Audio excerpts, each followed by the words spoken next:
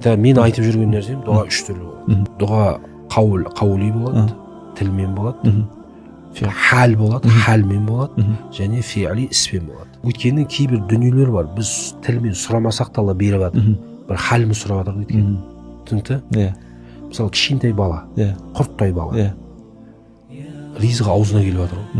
Халі өйткені оның кішкентайда шақалақ. Ризығы аузына келеді. Сәл күш біткенде ризық столдың үстіне шығып кетеді. Сәл күш біткенде ризық магазинге қашып кетеді. Көрдіңіз ба? Халі жақсарған сайын ризық алыстай береді. Хал әлсіреген сайын аны тартып алады ризық. Мысалға сен ертең халің уже үлкен жігітсің, бірақ ауырып қалшы. Жүре алмай қал, больницаға түсіп қал, ризық тағы келе бастайды саған. Солай ғой? Халің ризық тартып алады тағы да.